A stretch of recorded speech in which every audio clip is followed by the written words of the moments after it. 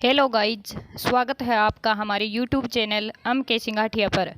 हम देश के राष्ट्रपिता महात्मा गांधी जी की आत्मकथा के बारे में जानेंगे। आज हम पहली यूनिट गांधी जी के जन्म के बारे में जानेंगे। गांधी जी का जन्म। जान पड़ता है कि गांधी कुटुंब पहले तो पंसारी का धंधा करने वाला था, लेकिन मेरे दादा से लेकर पिछली 3 पीढ़ियों से वह दीवानगिरी करता रहा है। ऐसा मालूम होता है कि उत्तम चंद गांधी अथवा ओता गांधी टेक वाले थे। राजनीतिक खटपट के कारण उन्हें पोरबंदर छोड़ना पड़ा था और उन्होंने जूनागढ़ राज्य में आश्रय लिया था। उन्होंने नवाब साहब को बाएं हाथ से सलाम किया। किसी ने इस प्रकार अविनय का कारण पूछा तो जवाब मिला, दाहिना हाथ तो पोरबंदर को अर्पित हो चुका है। दाहिना हाथ तो पोरबंदर को अर्पित हो चुका है। ओता गांधी के एक के बाद दूसरा यूं 2 विवाह हुए थे। पहले विवाह से उनके 4 लड़के थे और दूसरे से 2। अपने बचपन को याद करता हूँ तो मुझे ख्याल नहीं आता कि ये 22 सौतेले थे। इनमें 5वें करमचंद अथवा कबा गांधी और आखिरी तुलसीदास गांधी थे। दोनों भाइयों ने बारी बारी से पोरबंदर में दीवान का काम किया।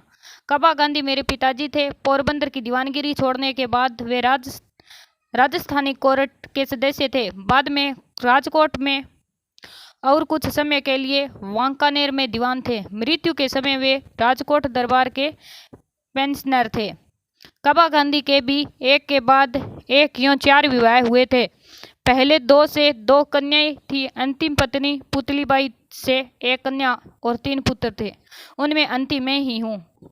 पिताजी ने धन बटोरने का लोभ कभी नहीं किया। इस कारण हम भाइयों के लिए वे बहुत थोड़ी संपत्ति छोड़ गए थे। पिताजी की शिक्षा केवल अनुभव की थी।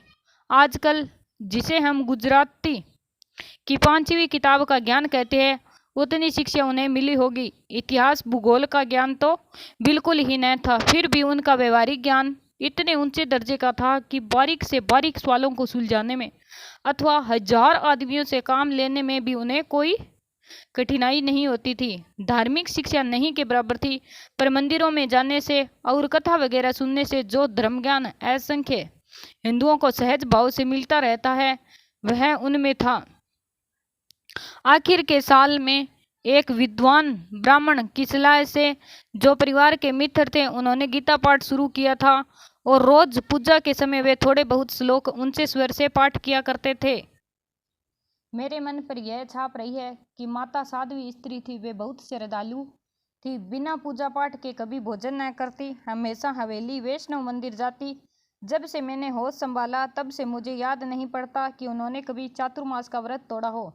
वे कठिन से कठिन व्रत शुरू करती और उन्हें निर्विघ्न पूरा करती। लिए हुए व्रतों को बीमार होने पर भी कभी न छोड़ती। माता व्यवहार कुशल थी। राज दरबार की सब बातें वे जानती थी। श्रीनिवास में उनकी बुद्धि की अच्छी कदर होती थी। मैं बालक था। कभी कभी माताजी मुझे भी अपने साथ दरबार गढ़ ले जाती थी। माँ साहब के साथ होने वाली बातों में से कुछ मुझे अभी तक याद है। इन माता पिता के घर में संवत 1925 की भादोबदी बारस के दिन अर्थात 2 अक्टूबर 1869 को पोरबंदर, जो कि सुदामापुरी भी कहलाता था, 12 में हुआ था। मेरा बचपन पोरबंदर में ही बीता। याद पड़ता है कि मुझे किसी पाठशाला में भर्ती किया गया था। मुश्किल से थोड़े पहाड़े में सीखा था। मुझे सिर्फ इतना याद है कि मैं उस समय दूसरे लड़कों के साथ अपने शिक्षक को गाली देना सीखा था और कुछ याद नहीं पड़ता। इससे मैं अंदाजा लगाता हूँ कि मेरी बुद्धि मंद रही होगी और स्मरण शक्ति कमजोर। ओके फ्रेंड्स, आज हमारा लेसन समाप्त हुआ। अगले लेसन के बारे में हम कल जानेंगे।